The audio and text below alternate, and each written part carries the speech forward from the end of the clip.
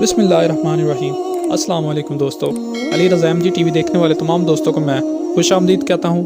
حضرت رابعہ بصری رحمۃ اللہ علیہ کی عمر مبارک ابھی تقریباً 5 برس کی ہی تھی کہ آپ کے والدین اس دنیا سے رحلت فرما گئے۔ تاریخ کے اوراق پر نظر دوڑانے سے معلوم ہوتا ہے کہ جب والدین اس دنیا سے رخصت ہو گئے تو گھر میں کوئی ایسا بڑا نہ رہا جو گھر کی ضروریات پوری کرتا اور چاروں بہنوں کی پرورش اپنے زیر سایہ کرتا۔ کسی قریبی یا عزیز ہمدرد ہمسائے کی معاونت سے جیسے تیسے زندگی کے دن گزرنا شروع ہو گئے، اور پھر شہر بصرہ میں رہنے والوں کو ایک ایسی خوفناک صورتحال کا سامنا کرنا پڑا کہ پورے شہر میں قحط پیدا ہو گیا۔ بھوک کے باعث لوگ ہجرت کرنے پر مجبور ہو گئے۔ حضرت رابعہ بصری رحمۃ اللہ علیہ اور آپ کی بہنوں کو بھی اس قحط کا سامنا کرنا پڑا۔ چنانچہ بھوک کی شدت سے تنگ آ کر چاروں بہنیں اپنے گھروں سے نکلیں تاکہ اس شہر کو چھوڑ کر کسی ایسے مقام کی طرف جائیں جہاں بھوک مٹانے کا کوئی انتظام ہو سکے۔ ابھی راستے میں ہی سفر کرتی ہوئی جا رہی تھی کہ ایک ظالم شخص نے حضرت رابعہ بصری کو پکڑ لیا اور آپ کو بصرہ کے ایک دولت مند تاجر عتیق کے پاس بھیج دیا۔ اس وقت آپ کی عمر 8 برس تھی۔ تاجر عتیق نے آپ کو اپنی کنیز کے طور پر رکھ لیا۔ وہ گھر کے تمام کام معصوم بچی سے کرواتا۔ حضرت رابعہ بصری سارا دن گھر کے کاموں میں مصروف رہتی، رات کو تھکن سے چور ہو جاتی مگر کبھی اف تک نہیں کی۔ بچپن کے دن اسی طرح گزرتے جا رہے تھے۔ اب آپ کی عمر مبارک تقریباً 12 برس کی ہو چکی تھی۔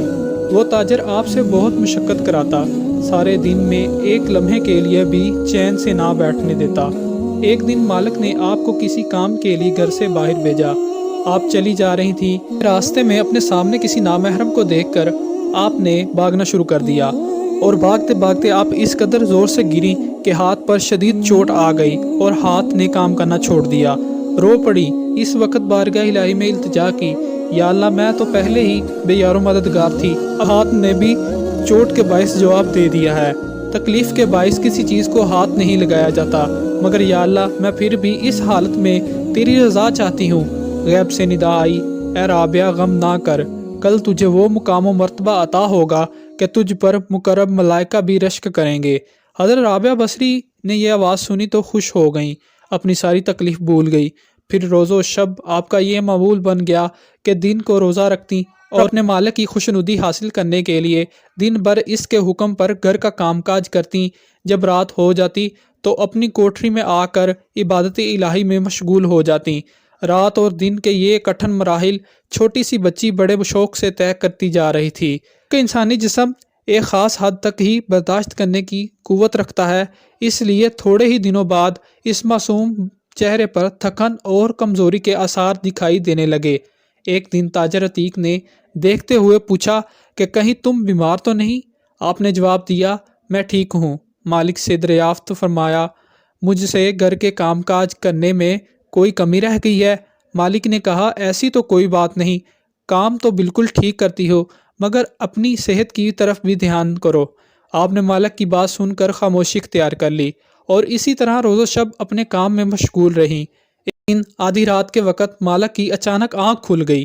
اس کی نگاہ حضرت رابعہ بصری کی کوٹری کی طرف چلی گئی۔ اسے کوٹری میں چراغ کی روشنی ہوتی ہوئی محسوس ہوئی۔ بڑا حیران ہوا کہ یہ کنیز آدھی رات کو جاگ کر کیا کر رہی ہے۔ کوٹری کی طرف بھاگا، مگر یہ دیکھ کر اس کے قدم کوٹری کے دروازے کے باہر ہی رک گئے کہ اس کی کنیز بارگاہ الہی میں سر بسجود ہو کر مناجات میں مشغول ہے۔ ایک روشن قندیل اس کے سر کے اوپر روشن ہے۔ حضرت رابعہ بصری اللہ تعالیٰ کی بارگاہ میں عرض کر رہی تھی۔ تاجر عتیق نے یہ منظر دیکھا تو وہ ہکا بکا رہ گیا۔ اس کے دل کی سختی اس ایک منظر کے دیکھنے سے نرمی میں بدل گئی۔ کیے پر پچھتانے لگا کہ میں نے اس چھوٹی سی بچی پر کس قدر ظلم ڈھائے ہیں کہ ہر وقت گھر کے کاموں میں ہی الجھائے رکھا، اور بچی کا یہ حال ہے کہ اس چھوٹی سی عمر میں اللہ تعالیٰ کی عبادت میں راتوں کو مشغول رہتی ہے۔ اس وقت اپنے دل میں اس بات کا عہد کیا کہ صبح ہوتے ہی اپنی زیادتیوں کا ازالہ کروں گا۔ الٹے پاؤں چپکے سے واپس اپنے کمرے میں چلا آیا تاکہ حضرت رابعہ کی عبادت میں خلل نہ پڑے۔ کمرے میں آیا تو اب نیند اس سے کوسوں دور چلی گئی تھی۔ صبح کے انتظار میں جاگتا رہا اور صبح ہوتے ہی آپ کے پاس پہنچا اور کہا، میں آپ کو آزاد کرتا ہوں اور آپ سے معافی مانگتا ہوں کہ لا علمی میں مجھ سے آپ کے ساتھ بہت زیادتیاں ہوئیں، میری خواہش ہے کہ آپ اسی میں قیام فرمائیں تاکہ آپ کی برکت کی سعادت مجھے حاصل رہے، لیکن اگر آپ یہاں پر قیام کرنا پسند نہ فرمائیں اور کہیں اور جانا چاہیں تو آپ کی مرضی ہے۔ حضرت رابعہ نے فرمایا میں نے تم کو معاف کیا۔ پھر آپ کوٹری سے باہر تشریف لے آئیں اور وہاں سے رخصت ہو کر گوشہ نشین ہو گئیں۔ دوستو آج کی ویڈیو کے لیے اجازت دیجیے گا۔ اللہ حافظ۔